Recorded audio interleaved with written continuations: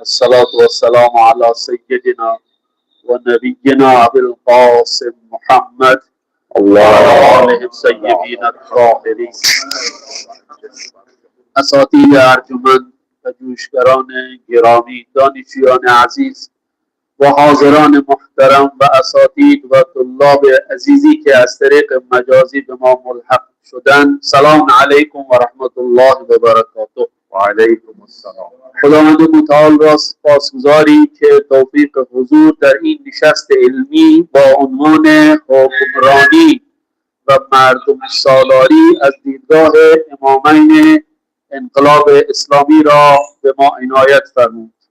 موضوع حکمرانی از بنیادی ترین مباحث علوم سیاسی، مدیریت و مطالعات اجتماعی در عصر حاضر است و امروزه موفقیت یا ناکامی جوامع تا حد زیادی به کیفیت نظام حکمرانی و میزان مشارکت مردم در اداره امور بستگی دارد.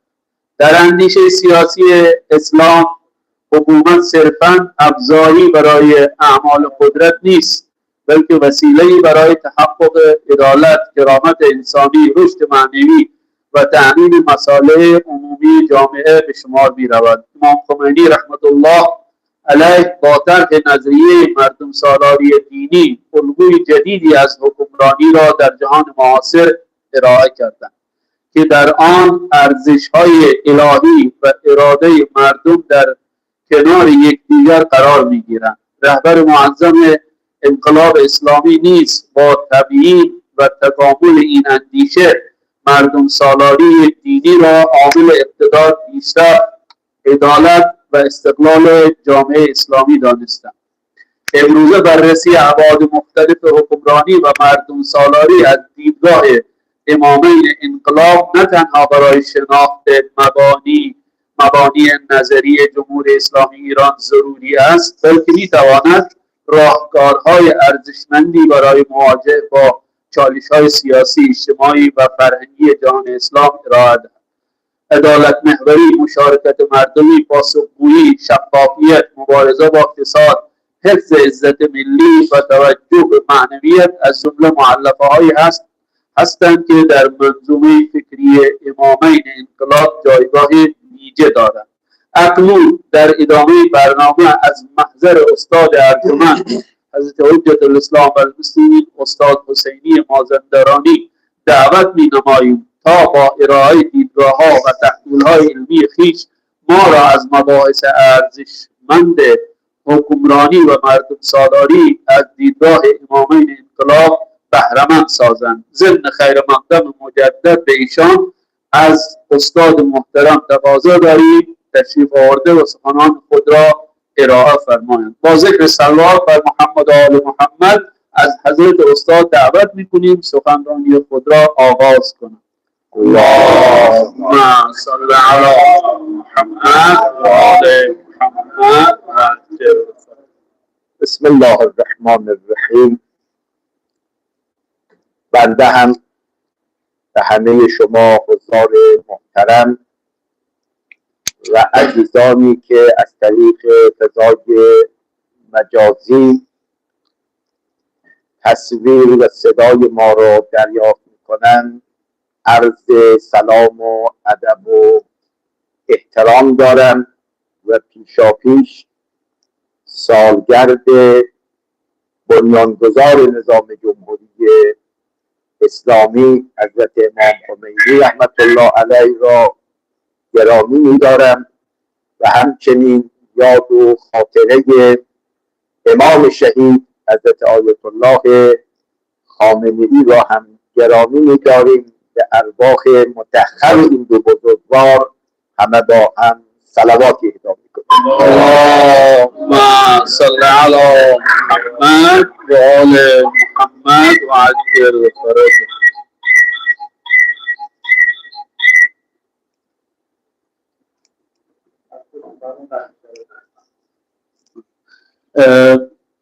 इस निशस्त के आगाज में मैं भी सलाम और अदब के साथ आपकी खिदमत में इमाम खुमैनी रज़वानुल्लाह ताला अलैह की सालगिरह के मौके पर और इसी तरह शहीद रहबर इनकलाब इस्लामी इमाम खामनई रहमतुल्लाह अलैह के इस दिन की मुनासबत से आप सभी हजरात को खुशामदीद कहता हूँ और इंशाअल्लाह इस सिलसिले से हम इस निशस्त को आगे बढ़ाएंगे। عنوان نشست حکمرانی و مردم سالاری دینی از نگاه امامین انقلاب اعلام شده است. اما من چند نکته را به عنوان مقدمه عرض می‌کنم. نکته اول، منظور ما از حکمرانی در این نشست حکمرانی فعال است، نه منفعل. یعنی حکومتی است که فعال و سازنده است. منظور از حکمرانی پیشروست، نه دنبال روی دیگران. منظور ما از حکمرانی کاران می باشد، نه ناکارآمد. منظور ما از حکمرانی اثر بخش است، نه اثر پذیر. منظور ما از حکمرانی الگوده است به دیگران، نه صرفا الگوپذیر. منظور ما از حکمرانی این باشد. जैसा कि आपने अभी सुना कि इस निशस्त का मौजू जो है वो गवर्नमेंट और जमहूरियत के उन्वान से, और वो भी इस्लामी जमहूरियत के उन्वान से ये निशस्त बरगुजार हो रही है, कंडक्ट हो रही है। लेकिन सबसे पहले मैं यहाँ पे एक चीज आपको समझाने की कोशिश करूंगा, वो ये है कि इस गवर्नमेंट से क्या मुराद है, इस हुकूमत से क्या मुराद है। तो इन्होंने पहले नुक्ते में इसको, ये हुकूमत ऐसी होनी चाहिए जो फाल हो, एक्टिव, और उसके साथ साथ जो है वो ये क्रिएटिव होनी चाहिए, इसमें एक हदफ और टारगेट होना चाहिए, और ये असर गुजार हो, यानी इफेक्टिव हो। इस हुक्मरानी से मुराद हमारा अभी यही, लिटरली अगर लुग़वी माना या इसके दकीक माना बयान करना चाहेंगे तो ये सारी चीजें उस हुकूमत में होनी चाहिए। نکته دوم آن است که هر حکومت دارای مؤلفه هایی برای خود می باشد. یکی از مؤلفه های یک حکومت عبارت از ماهیت و محتوای اون حکومت است که در قالب قانون اساسی خودش رو نشان میدهد. مؤلفه دیگر یک حکومت عبارت از رهبری اون کسی که این حکومت را پیش میبرد، و مؤلفه دیگر یک حکومت عبارت است از نقش مردم و حضور مردم، که نشست امروز ما در رابطه با یک مؤلفه به رکن مهم یک حکومت است، عبارت است از نقش آفرینی مردم که از او ما تعبیر میکنیم به مردم سالاری، و در حکومت اسلامی از او تعبیر میکنیم به مردم سالاری دینی. जैसा कि आप जानते हैं हर हुकूमत के लिए जो है वो उस हुकूमत को चलाने के लिए कुछ ऐसी चीजें जो है जरूरी चीजें हैं जिनको हमें आज समझना पड़ेगा। वो क्या है, एक तो उस हुकूमत की माहियत और हकीकत, वो हुकूमत कैसी होनी चाहिए, ये पहला सवाल। दूसरा सवाल, उस हुकूमत के जो ऊपर जो रहबरी, जो उसको चलाने वाले हैं, वो रहबर वो कैसा होना चाहिए। तीसरी चीज जो है वो इसमें जो इम्पोर्टेंट है वो ये है कि लोगों का रोल क्या होना चाहिए इस हुकूमत में। लोग इसमें जो है वो कुछ है या नहीं, ऐसे ही वो बेबकरियों की तरह। तो यहाँ पर जो हमारा मकसद ये है कि हम तीसरी चीज जो है जिससे इन्होंने कहा है लोगों का जो है वो रोल क्या है हुकूमत में, इसके बारे में इस निशस्त में आज हमारी बहस होगी। लेकिन अब इस जो लोगों का जो इसमें रोल है, आया खाली उन लोगों के उस रोल को देखना है हमें या नहीं, वो रोल किस पे मबनी होना चाहिए, वो इस्लामियत पे मबनी होना चाहिए। इसका मतलब है इस्लामिक डेमोक्रेसी। हम इस उन्वान से इस हुकूमत को देखना चाहिए।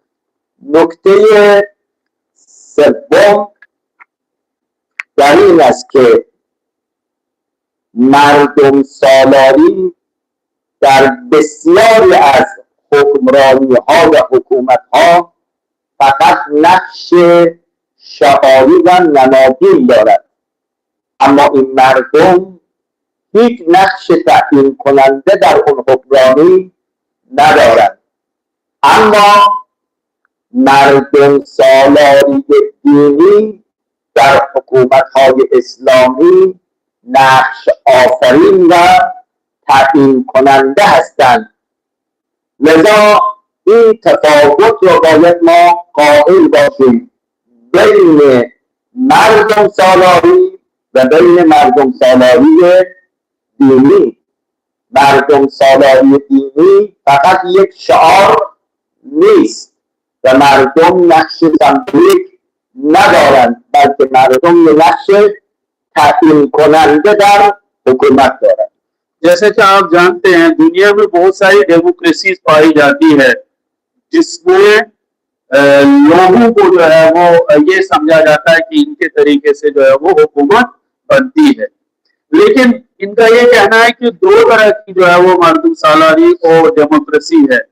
एक में लोगों को सही से जो है वो उन्हें उस हवाले से उनका कोई रोल नहीं होता है, बस भेड़ बकरियों की तरह जो मैंने अभी आपसे इस पहले कह दिया, तो उनका कोई रोल नहीं होता है। लेकिन जो इन्होंने फरमाया कि मर्दम सालारी दीनी जो इस्लामिक डेमोक्रेसी या रिलीजियस डेमोक्रेसी जो है उसमें लोग एक्टिव होते हैं। उसमें ऐसा नहीं है कि लोग जो है उनको ऐसा देखा जाए बेवकूफ की तरह, नहीं, उनका उसमें इंपॉर्टेंट रोल होता है। तो इस हवाले से हम इसमें कहते हैं कि ये जो इस्लामिक डेमोक्रेसी है इसमें लोगों का बहुत ही बड़ा रोल होता है। و بالاخره نکته چهارم مقدمی آن است که در حکمرانی اسلامی مردم هم در تشکیل حکومت نقش دارند، هم در تحکیم حکومت نقش دارند و هم در تعالی پیشرفت حکومت نقش دارند.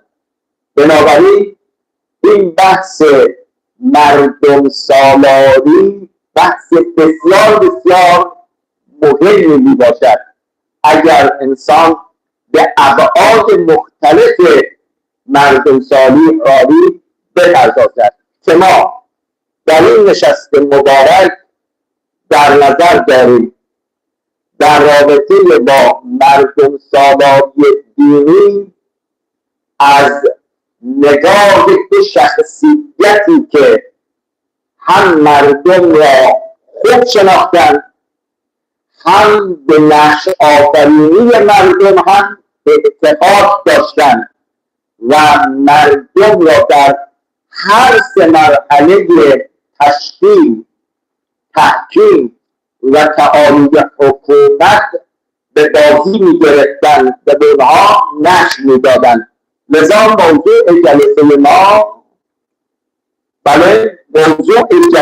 ما حکمرانی مردم سالاری دینی از نگاه امامین انقلاب می باشد. तो ये जो हमने कहा है इस्लामिक गवर्नमेंट्स या जो है वो ये क्या कहते हैं इसको, जो इस्लामिक डेमोक्रेसी हो, तो इसमें क्या होता है, लोगों का रोल कैसे होता है इसमें।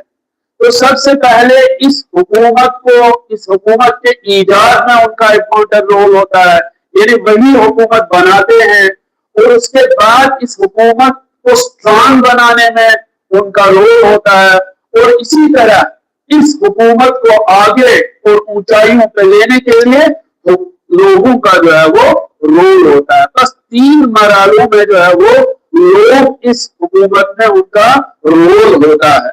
और यहाँ पर हम आज की इस निशस्त जो है वो यही बातें जो है वो इमामैन यानी इमाम खुमैनी रहमतुल्लाह अलैह और इसी तरह रहबर शहीद इमाम ख़ामनई रिज़वानुल्लाह तआला अलैह उनके पॉइंट ऑफ व्यू से हम देखेंगे, जो खुद लोगों को पहचान चुके थे और लोगों की तासीर और असर गुजारी जो उनकी है इस हुकूमत में, और वो कैसा नक्श और रोल होता है उनको उनका हुकूमत में लोगों का, इसके हवाले से आज बात करें।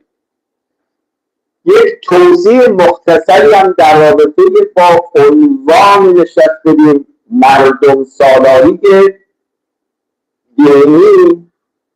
این عنوان در حقیقت یک تلاش عمیقی بود از سوی حضرت امام و دیگر بزرگان برای جمع میان دین و مردم، چون خیلی در طول تاریخ تلاش شده و حتی الان هم می شود که بین دین و مردم سالاری سازش وجود ندارد، اما امام با این اتفاقی که به خرج داده است بین این دو مطلوبه فرمود که اتحاد وجود دارد. دین با مردم از دین جدا نیستند، لذا تعبیر رایج شد به مردم سالاری دینی. मैं मुख्तसर सी तौज़ीह जो है वो इस निशस्त के जो उन्वान है जिसको हमने आज हुकूमत और मर्दुम सालारी, हुकूमत और गवर्नेंस और लोगों का जो है इस पर रोल क्या होना चाहिए, इसके हवाले से जो है यहाँ पर इस उन्वान की तौज़ीह देना चाहता हूँ। मर्दुम सालारी दीनी यानी जिस जमहूरियत में लोगों का भी रोल हो और दीन का भी रोल हो, यानी मर्दुम सालारी दीनी में क्या होता है, उसमें दीन का भी रोल होता है और लोगों का भी रोल होता है। तो यहाँ पर एक ऐसी थीसिस है, एक ऐसा नजरिया है, जो लोग कहते हैं कि लोग किसी हुकूमत में खाली लोगों का रोल होता है, उसमें दीन का रोल नहीं होता है। तो इमाम खुमैनी का ये बहुत बड़ा स्टेप था, उन्होंने कहा नहीं, इस गवर्नमेंट में क्या होना चाहिए, इसमें लोगों का भी रोल होना चाहिए और दीन का भी रोल होना चाहिए। इसीलिए इसको हम कहते हैं मर्दुम सालारी दीनी, वो हुकूमत जिसमें लोगों का भी इम्पोर्टेंट रोल होता है और दीन का भी इम्पोर्टेंट रोल होता है। बनाबर آنچه که عرض شد، وقتی میگیم حکومت مردمی، باید این حکومت مردمی حداقل دارای این 4 خصیصه و ویژگی باشد. یک، مردم سالاری دینی، یعنی نقش مردم در اون حکومت. 2، مردمداری، یعنی حکومتی بر مبنای مردم سالاری دینی هست که حکومت هوای مردم رو داشته باشه، یعنی رابطه یک طرفه نیست، این گونه نیست که مردم در خدمت حکومت باشه، حکومت هم در خدمت مردم می باشد. این خصیصه دوم. سوم، مشارکت مردم در ادامه حکومت. یادتون باشه از کردم در مردم سالاری دینی مردم هم در تشکیل حکومت نقش دارند، هم در تحکیم به تعالی حکومت هم نقش دارند. و خصیصه چهارم هم آگاه سازی مردمه، خیلی مهمه. آگاه سازی مردم یعنی مردم از حکومت بیگانه نیستند و حکومت مردم را از خود بیگانه نمیداند. لذا در تصمیم گیری ها، در تصمیم سازی ها مردم را هم در جریان امور میگذارند. پس بنابراین حداقل ویژگی های یک حکومت مردم سالاری دینی این چهار ویژگی می باشد. یک، مردم سالاری دینی یعنی نقش مردم در اصل تأسیس حکومت. مردم داری یعنی وظایفی که حکومت نسبت به مردم دارد. سه، مشارکت مردم در ادامه حکومت. و چهارم، آگاه سازی که مردم از سوی حکومت می باشد.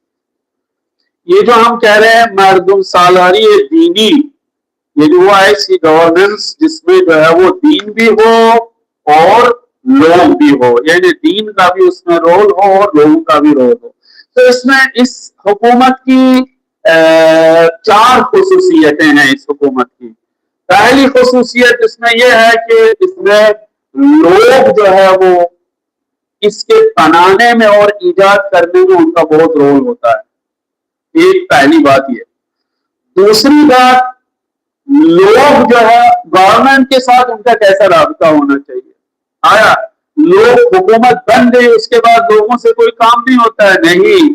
इसके बाद जो है वो गवर्नमेंट का भी वजीफा है और की जिम्मेदारी है कि लोगों की खिदमत में रहे वो। ऐसा नहीं उनको हुकूमत उन्होंने बनाए उनको के पीछे छोड़ दे। इसी तरह तीसरा नुक्ता इसमें यह है कि लोगों का कंट्रीब्यूशन, लोगों का कितना कंट्रीब्यूशन होना चाहिए इस हुकूमत में। जाहिर सी बात है लोगों के बगैर ये हुकूमत ईजाद नहीं हो सकती है।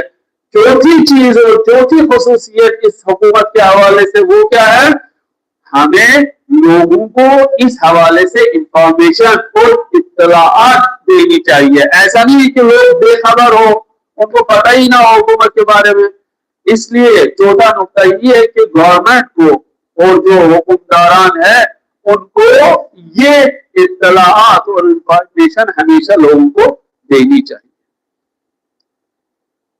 حال ما امروز فقط در رابطه با خصوصیت اول میخوایم بحث بکنیم، مردم سالاری دینی که امامین انقلاب مکرر در رابطه با نقش داشتن مردم در حکومت جمهوری اسلامی بیاناتی داشتن که ما در این جلسه برخی از نگاه‌های امامین انقلاب رو برای شما عزیزان تقدیم خواهیم کرد.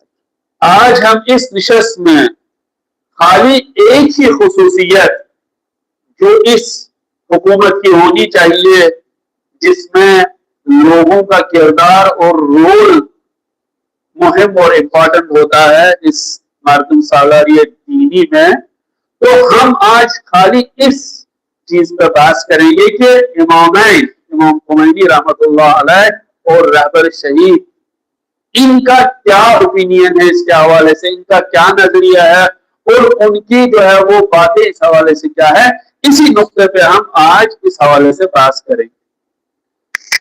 اولین مطلبی که حضرت امام رحمت الله علیه به امام شهید بر او تکیه داشتن این است که مردم سالاری دینی دو چیز از هم جدا نیست که ما اون رو بخوایم ترکیب بکنیم، بلکه یک حقیقت و یک ماهیت بیشتر نیستن.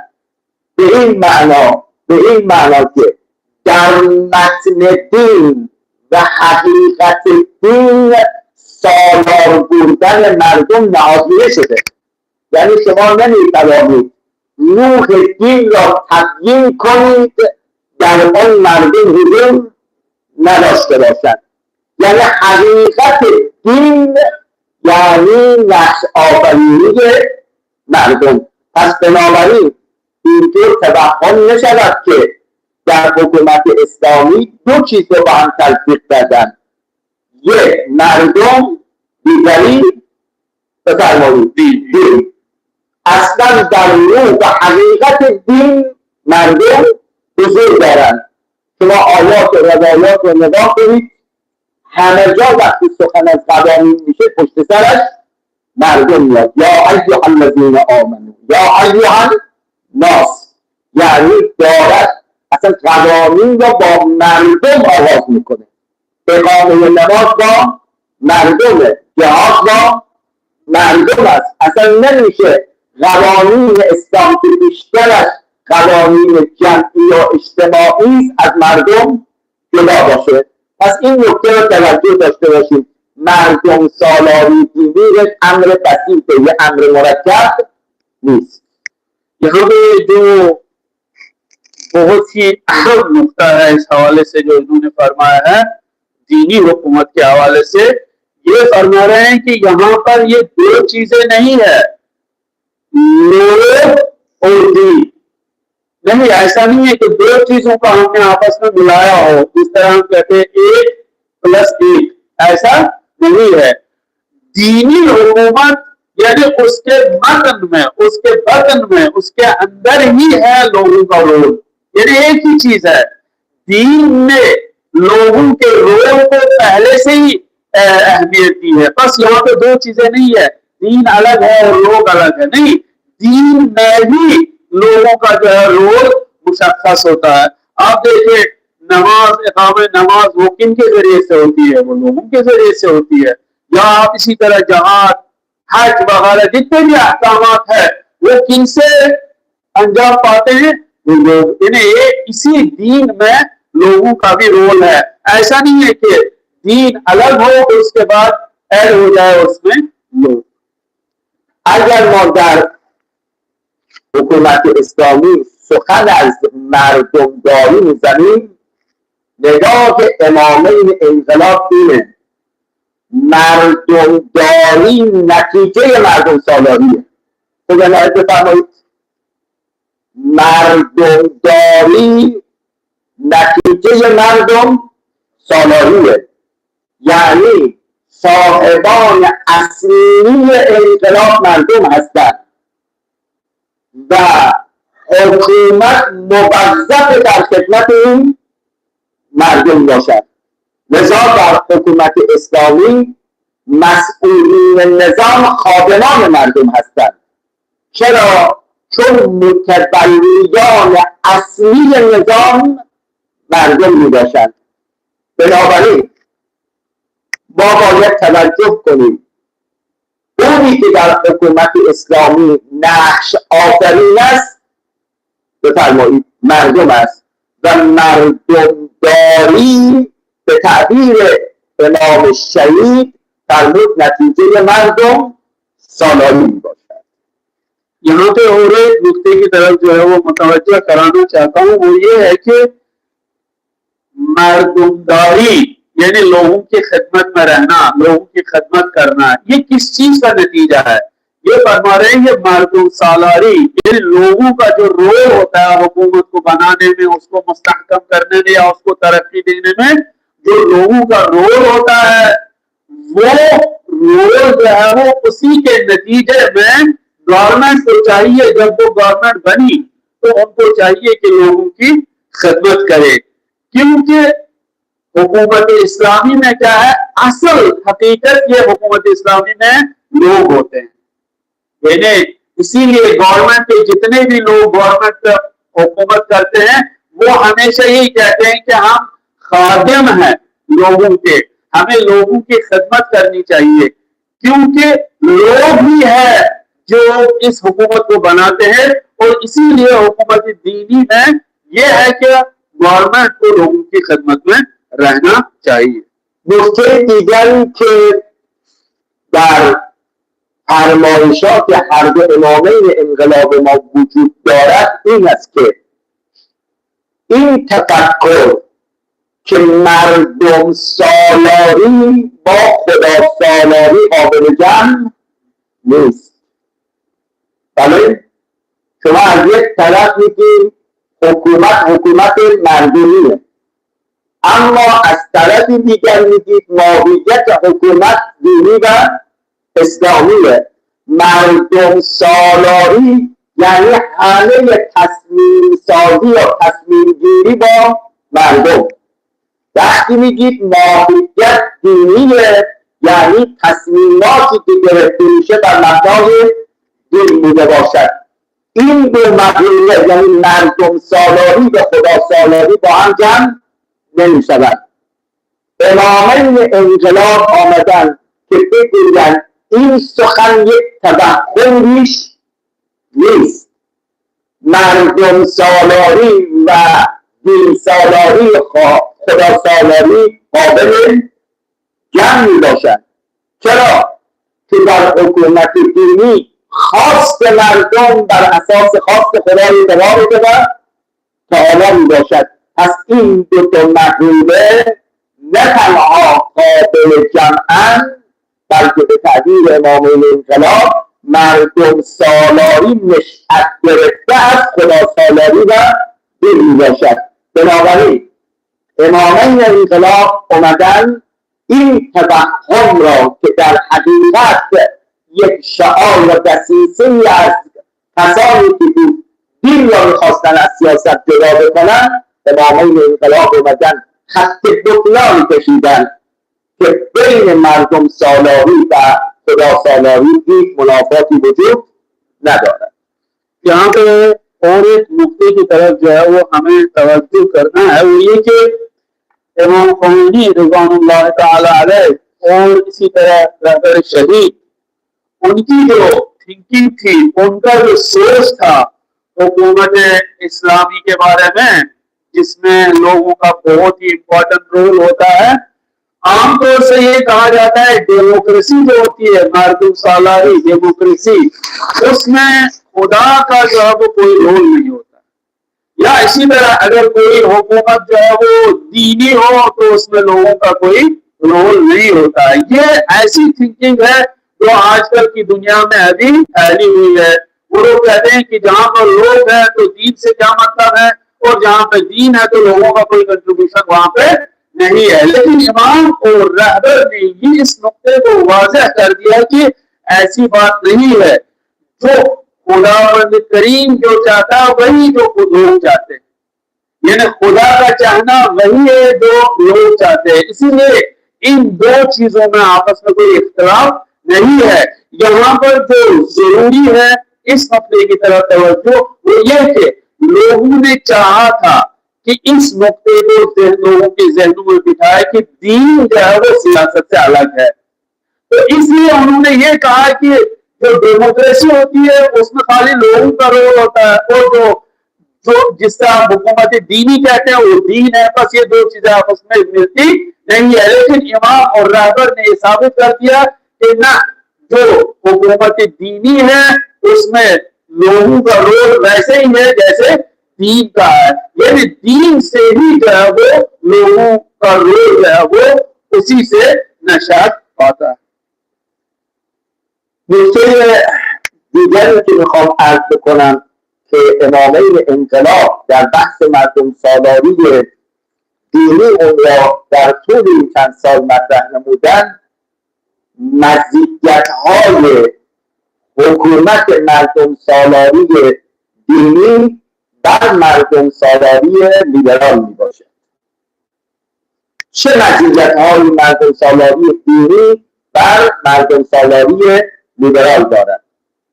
این میخوام عرض بکنیم که حکومت بر مبنای مردم سالاری دینی همه مزایای حکومت لیبرالی را دارد، اما مزایای دیگری مردم سالاری دینی دارد که مردم سالاری لیبرال از این مزیت‌ها برخوردار نیست. यहाँ पे और एक मुद्दे की तरफ जो है वो मुतवज्जह कराना चाहता हूँ, वो ये कि अब हमें ये समझना है इसकी क्या चीजें हैं ऐसी जो हमें जिससे फायदा पहुंचे। हुकूमत इस्लामी जो है वो उसकी खुसूसियतें क्या है जिससे हमें फायदा पहुंचे। यहाँ पर ये नुक्ता जो है वो जाहिर सी बात है, दो तरह की हुकूमत है, लिबरल हुकूमत है यानी डेमोक्रेसी, लिबरल डेमोक्रेसी और इस्लामिक डेमोक्रेसी। तो यहाँ पे इन्होंने फरमाया कि ऐसा नहीं है कि ये अलग अलग चीजें हों, उनकी खुसूसियतें अलग हो, उनकी मज़ीयतें अलग हो ना।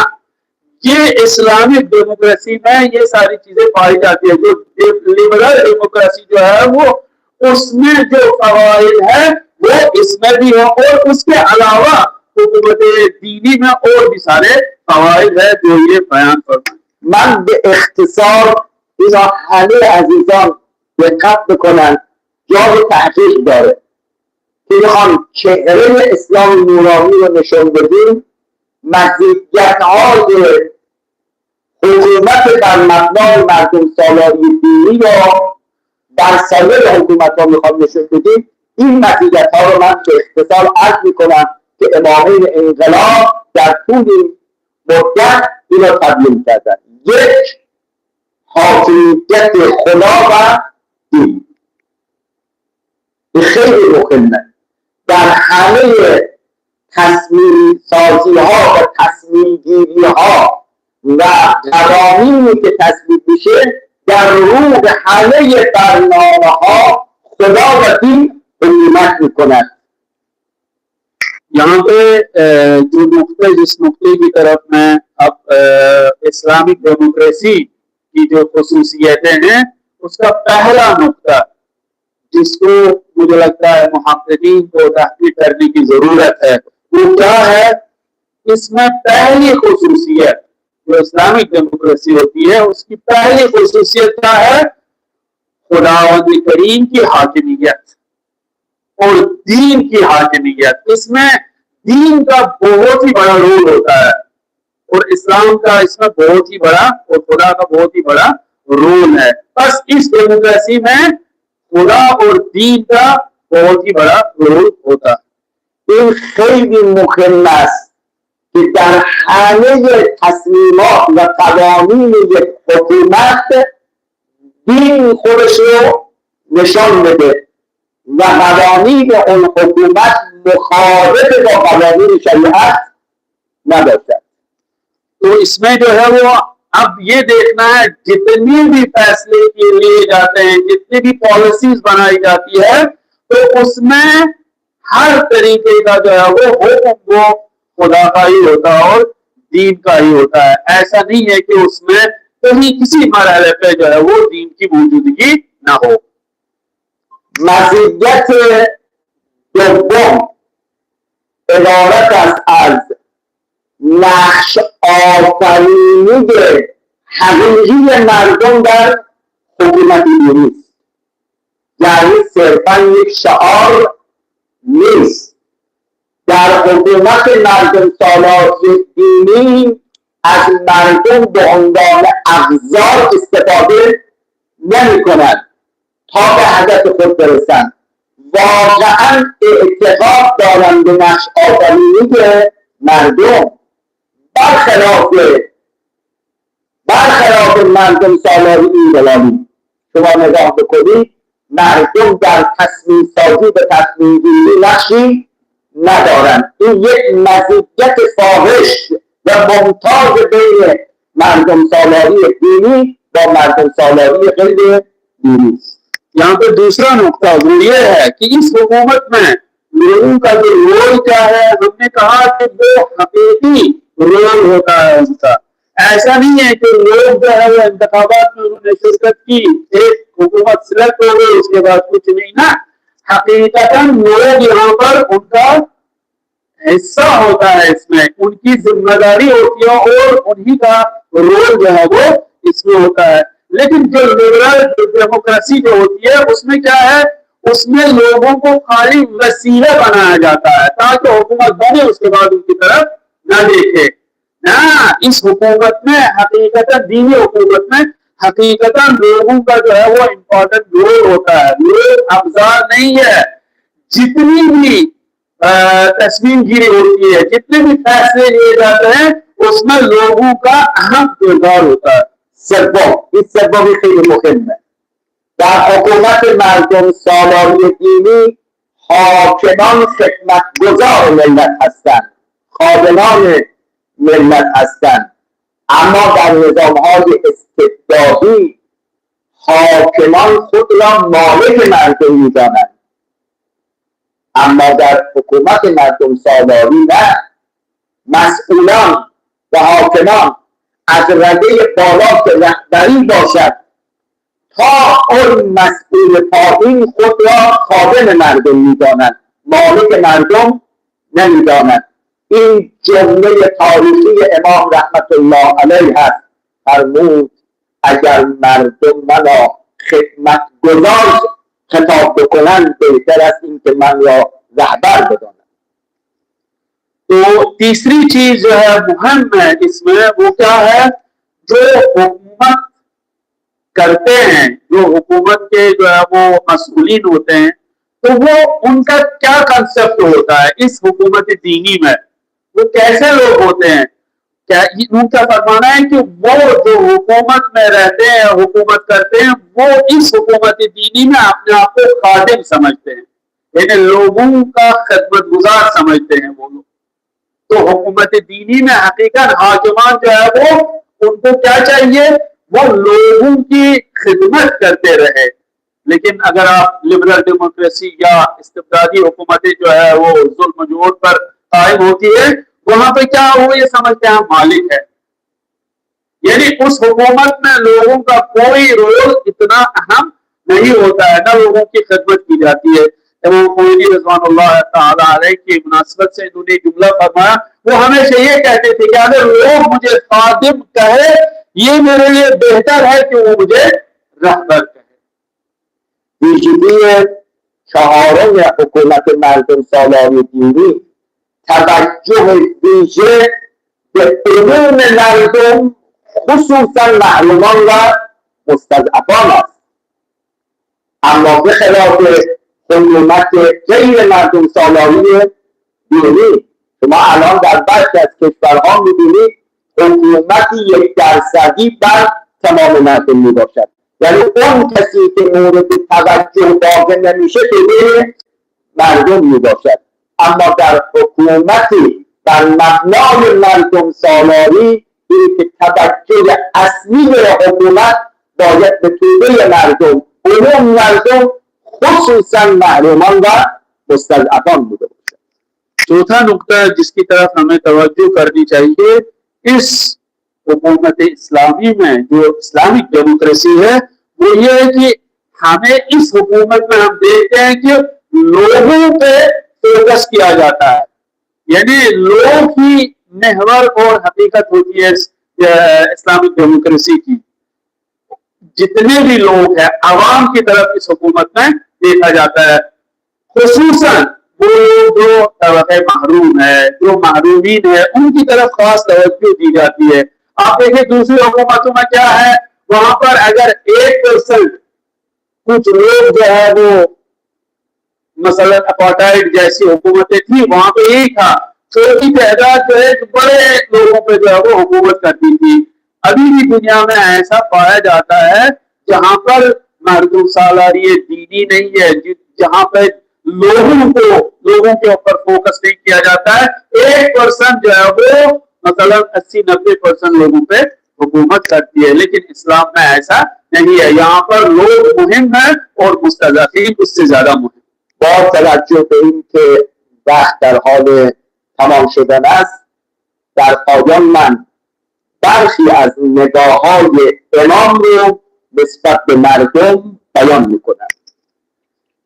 चूंकि जो है वो अभी वक्त खत्म होने को है, मैं लास्ट में इमाम खोमेनी रज़वानुल्लाह तआला अलैह की नजर और दीदगाह, उनका क्या नजरिया था लोगों के बारे में, उसके हवाले से मैं कुछ कहना चाहूँगा. یک، ایشان معتقد بودند که مردم ولی نعمتان ما هستند، مردم صاحبان اصلی حکومت می باشند.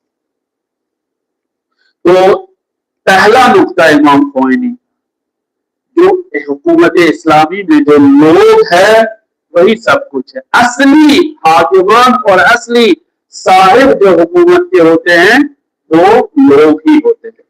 दो, حضرت امام مردم را پشتوانه اصلی نظام می‌دانستند. می‌فرمودند بدون حضور مردم حکومت معنا ندارد.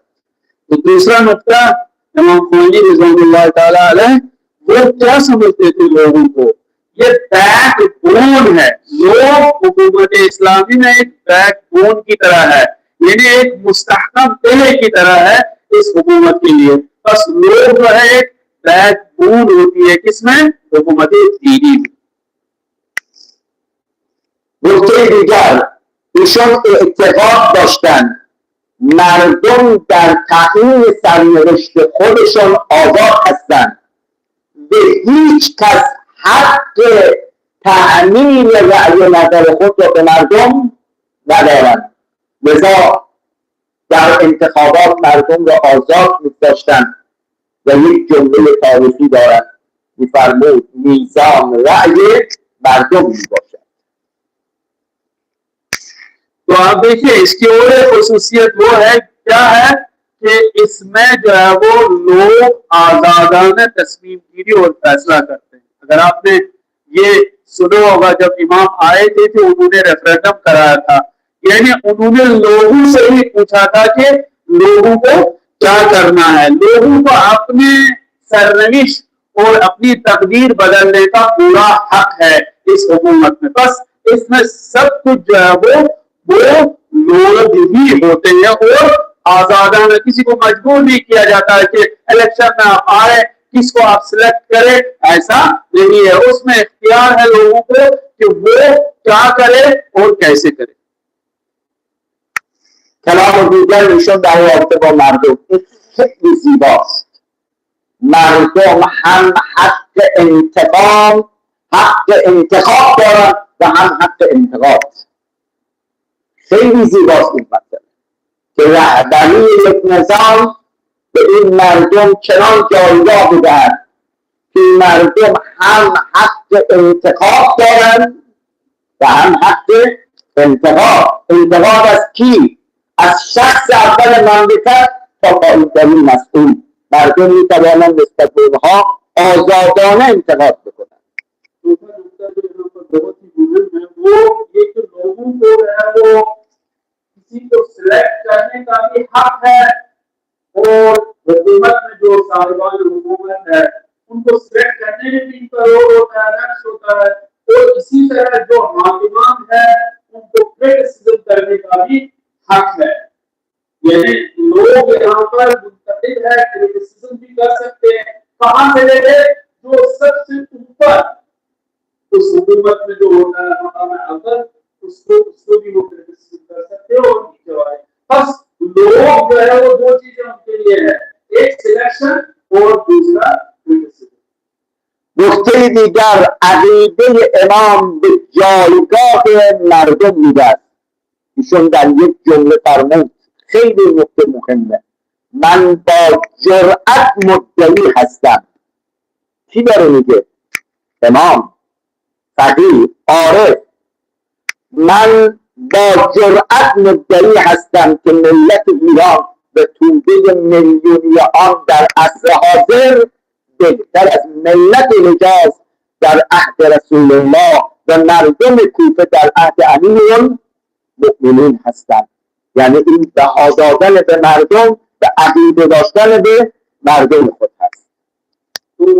अब यहाँ पर जो है वो पांचों नुकता जो है वो लोगों की इम्पोर्टेंस क्या है इस हुकूमत इस्लामी में, लोग उनकी हैसियत क्या है इस हुकूमत इस्लामी में।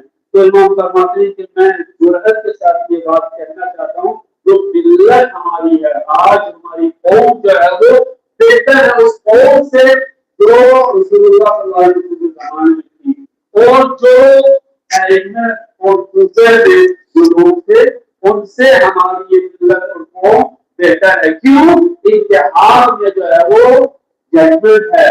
ये हुकूमत को बना भी सकते हैं, हुकूमत को गिरा भी सकते हैं और हुकूमत को क्रिटिसिज्म भी कर सकते हैं. آخرین نکته از امام وظیفه حکومت در برابر اقلیت همیشه طلبکار و نقبزن و توده مردم.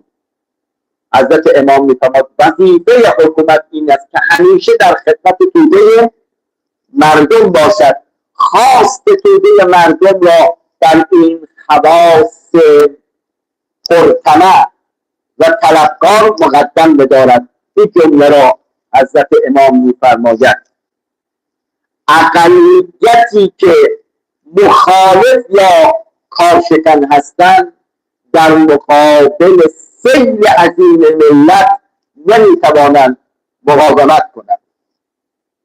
यहाँ पे जो मैं आपको नुक्ता बताना चाहता हूँ वो ये है कि हुकूमत की ड्यूटी क्या है. हुकूमत की ड्यूटी है वो लोगों की खिदमत में रहे, लोगों की जो हमेशा जो है वो मुखालफत ही करते रहते हैं. एक खास किस्म के लोग जो हर हुकूमत में उनकी परसेंटेज बहुत कम होती है, तो ऐसा नहीं है.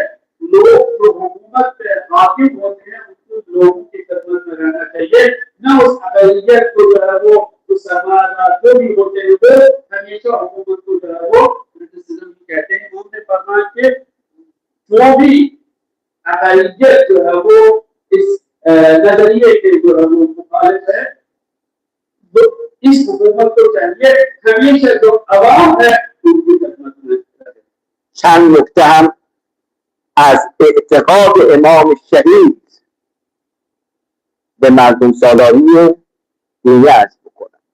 اولین محور ایشان مردم را جزء پایه‌ریزان اصل نظام می‌دانند که از کردم در تشکیل حکومت یکی از ارکان نشأ آفرین مردم می‌باشد. यहाँ पर मैं इमाम शहीद इमाम कामदानी रज़ियल्लाहु ताला अलैह के हवाले से भी कुछ बात बयान करना चाहूँगा. उनका नजरिया ये है लोग जो है हुकूमत इजाद करने में और हुकूमत को क्रिएट करने में इनका इम्पोर्टेंट रोल होता है. अहम रोल जो है वो इस निज़ाम में किसका होता है? लोगों का होता है. دو، ایشان مانند امام مردم را ولی نعمتان و صاحبان اصلی انقلاب می‌دانستند و این جمله معروف ایشان است که ما مسئولین نوکر مردم هستیم. तो अब दूसरा नुकता इनका इमाम मलिक रज़ियल्लाहु ताला अलैहि की तरफ लोग जो है बड़ी की खिदमत है. लोग ही असल में इस इंकलाब के मालिक और इस इंकलाब के साहिब हैं. तो इन्होंने फरमाया कि हम जो है वो मसूली जो है वो خادم है. तो इन्होंने फरमाया कि हम मसूली जितने भी मसूली हैं हम सब हमें चाहिए कि हम हमेशा लोगों की खिदमत में रहें. نکته دیگر امام شهید اعتقاد راسخ داشت به نقش پیشروی مردم، یعنی مردم در برخی موارد از مسئولین هم جلوتر هستند و این اعتقاد را ایشان داشت و تصریح کردند که در مسائل کلان و ایستادگی بر اصول انقلاب گاهی خواب مردم از برخی مسئولین جلوتر هستند. इस हुकूमत दीनी में इतना जो है वो लोगों का इम्पोर्टेंट है. कभी कभी जो है वो हुकूमत के हाकिमान जो है इनसे भी ऊपर तस्वीरगिरी में इनका ही हाथ रहता है और इनका रहना चाहिए कि बड़े बड़े मसाइल जो हुकूमत के हैं उसमें डायरेक्ट इन्वॉल्वमेंट किसकी रहनी चाहिए? लोगों की रहनी चाहिए. در پایان یک جمله میخوام عرض بکنم و آن است که امامین انقلاب ایمان صادقانه به مردم داشتند، مردم هم ایمان صادقانه به امامین انقلاب داشتن. نشانش این است که بعد از 47 سال از عمر این انقلاب و بعد از شهادت امام شهیدمان آیت الله العظمی امام خامنه ای، الان مردم بیش از 90 شب میان تو خیابانها حضور پیدا میکنند و خواسته اصلیشان هم استمرار راه امام خمینی به امام شهیدان میباشد. ये लोग हमने कहा कि हुकूमत और मसूलीन, तो आप देखिए इसी हवाले से हम इमाम खुमैनी और रहबर मुअज़्ज़म शहीद के हवाले से उनका जो है लोगों पे सादिकाना और हकीकत में जो है वो लोगों को वो कबूल करते थे। लोग हर तरीके से लोगों पे ईमान था उनका कि लोग ही सब कुछ है, और बरअक्स लोग भी उन पर सादिकाना ईमान के साथ उनकी पैरवी करते थे और उन पर एतमाद था उनका। आप देखिए कितने साल गुजर गए इख्तिलाफ को, हाँ 47 ईयर्स जो है वो इख्तिलाफ के जो है वो गुजर चुके, लेकिन आप देखिए जब अभी रहबर शहीद हुए हैं, आप देखिए लोग किस तरह जो है वो उनकी हिमायत में रात दिन जो है वो उन्होंने कहा कि 90 रातें जो है तकरीबन उन्होंने सड़कों पे गुजारी है। वो क्या कह रहे हैं कि बस एक हुकूमत जो रहबर की है, जिस पर रहबर उस सरबराह हो उस हुकूमत को, इसी हुकूमत को आगे बढ़ना चाहिए। अल्हम्दुलिल्लाह با آمدن خلف صالحشان حضرت آیت الله سید مجتبی خامنه ای، همان پیوند بین مردم و امام با مردم وجود داره و انشاءالله این حکومت با قدرت و قدرت راه خودش رو ادامه خواهد داد و این پرچمی که با دست مبارک امام خمینی بلند شده است و الان در دست آیت الله خامنه ای است، به دست صاحب اصلیش حضرت حجت ارواحنا له الفدا سپرده خواهد شد.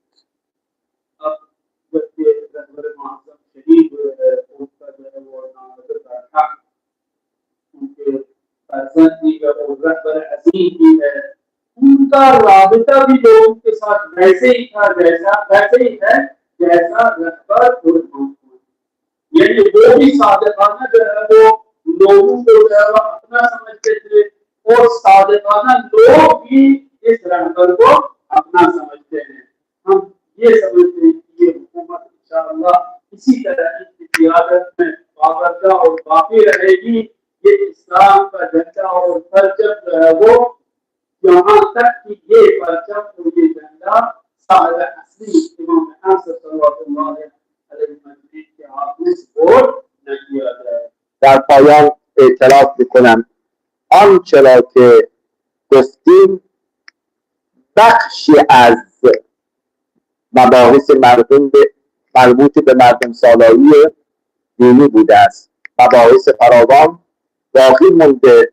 انشاءالله محققان و پژوهشگران میتوانند این بحث را دنبال کنند. ما فقط از باب اداء دین به امامین انقلاب در آستانه سالگرد امام این نشست علمی رو برگزار کردیم. خدا از همه ما و شما این جلسه را قبول بفرماید. جهت شادی روح امامین انقلاب و همه شهدای راه حق، به ویژه شهدای جنگ رمضان، و صحت و سلامتی و طول عمر با عزت رهبر معظم انقلاب صلوات افشا می‌کنیم.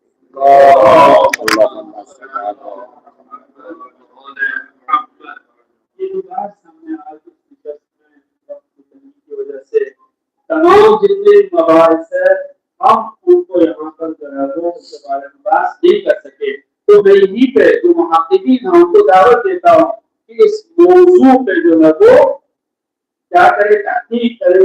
इसके हवाले से जितने भी सब टाइटल्स है, जितने भी मौजूआत है, उन पर तहकीक की जाए। हमने अपना वजीफा समझकर जितनी हमारी इस्तिताअत में है हमने यहाँ पर वो बयान किया, क्योंकि भी है इस हवाले से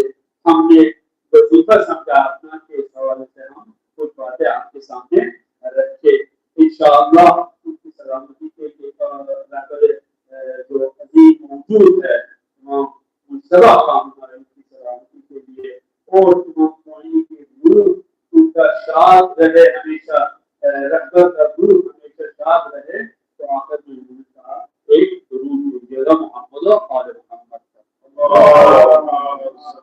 خلاصه میخواد بگی یا نمیخواد؟ یه خلاصه بگی نمیخواد. انشاءالله اگر توفیق باشه فردا در همین ساعت نشست دیگری داریم. انشاءالله دبیر جلسه عنوان اون جلسه رو هم اعلام بفرمایید. इंशाअल्लाह जो है वो कल एक और नशस्त होगी इसी टाइम पे होगी इंशाअल्लाह जिसका उन्वान जो है वो عدالت گستری. हाँ जिसका जो है वो हुकूमत इस्लामी में जो है वो जस्टिस का क्या रोल है, अदालत का क्या रोल है हुकूमत इस्लामी में। इंशाअल्लाह इसके बारे में कल बहस होगी इसी टाइम पे 11 बजे इंशाअल्लाह। اللهم صل على محمد.